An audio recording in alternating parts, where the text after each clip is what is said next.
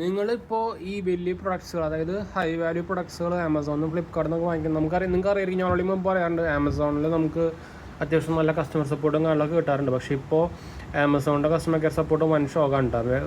Fully AI മാത്രമേ ഉള്ളൂ. നമുക്ക് എന്തെങ്കിലും ഇഷ്യൂ വന്നാൽ അതുപോലെ നമുക്ക് സപ്പോർട്ടും കാര്യങ്ങളൊന്നും കിട്ടുന്നില്ല. നിങ്ങൾക്ക് ചാറ്റ് സപ്പോർട്ടും പണ്ടത്തെ പോലെ ചാറ്റ് സപ്പോർട്ടും കാര്യങ്ങളൊന്നും കിട്ടുന്നില്ല കേട്ടോ. അപ്പോൾ ഇനി ഹൈ വാല്യൂ പ്രൊഡക്ട്സുകൾ വാങ്ങിക്കുമ്പോൾ, അതായത് ആമസോണിൽ ഇറങ്ങുന്ന പ്രൊഡക്ട്സ് വാങ്ങിച്ചാൽ കുഴപ്പമില്ല. പക്ഷേ അതല്ലാണ്ട് നമ്മൾ എല്ലാ സ്ഥലത്തും കിട്ടുന്ന പ്രൊഡക്ട്സുകളുണ്ടല്ലോ, നിങ്ങൾ മിക്ക ആൾക്കാർ ഇപ്പോൾ ഓഫ്ലൈൻ ആണല്ലോ ചെയ്യാറ്, ഓൺലൈൻ ആണല്ലോ ചെയ്യാറ്. എന്ന് വെച്ചാൽ പ്രൈസ് കുറവും കാര്യങ്ങളൊക്കെ കിട്ടുമല്ലോ.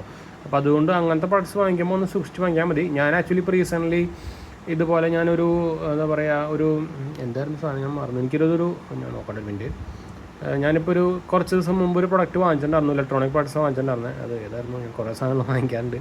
അപ്പോൾ അത് നോക്കിയിട്ട് നിങ്ങൾക്ക് ഇപ്പോൾ എക്സാമ്പിളായിട്ട് നമുക്കിപ്പോൾ ഇതിൽ പോയി കഴിഞ്ഞാൽ പണ്ടത്തെ പോലെ നമുക്ക് ചാറ്റ് സപ്പോർട്ടും കാര്യങ്ങളൊന്നും കിട്ടില്ല.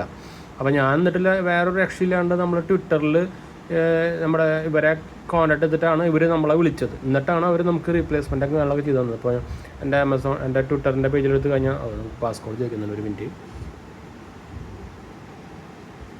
ഇതാ നിങ്ങൾക്ക് ഇവിടെ കാണാവുന്ന പോലെ തന്നെ ആമസോണിൽ കണ്ടോ. ഞാൻ ഇതേപോലെ ഇവരെ കോൺടാക്ട് ചെയ്തിട്ടാണ് ലാസ്റ്റ് അവർ എന്നെ കോൺടാക്ട് ചെയ്ത് കണ്ടോ. നമുക്ക് ഇതിൽ ചാറ്റ് സപ്പോർട്ട് ഒന്നും കിട്ടില്ല. ഞാൻ കംപ്ലയിൻറ്റ് ഇതുണ്ടായിരുന്നു. അത് പ്രൊഡക്ട്സ് എന്തായിരുന്നു എനിക്ക് ഓർമ്മയില്ല. എന്താണോ ഇലക്ട്രോണിക് പ്രൊഡക്ട്സ് ആയിരുന്നു. ലാസ്റ്റ് എന്നിട്ട് അവർ എന്നെ അങ്ങോട്ട് വിളിച്ചിട്ടാണ് സംഭവം റീപ്ലേസ് ചെയ്ത് തന്നത്. അപ്പോൾ ഇങ്ങനത്തെ ഇഷ്യൂസ് ഇപ്പോൾ ആമസോണിലും ഉണ്ട് കേട്ടോ. അപ്പോൾ കസ്റ്റമർ കെയർ ഇപ്പോൾ നോക്കിക്കഴിഞ്ഞാൽ ഫ്ലിപ്കാർട്ടിൻ്റെ പോലെ തന്നെയായി. എന്ന് വെച്ചാൽ ഫ്ലിപ്കാർട്ടിൻ്റെ പോലെ ഫ്ലിപ്കാർട്ടിൽ നമുക്ക് പണ്ട് തൊട്ടേ ഡയറക്റ്റ്ലി കസ്റ്റമർ കെയറിനെ കിട്ടില്ല.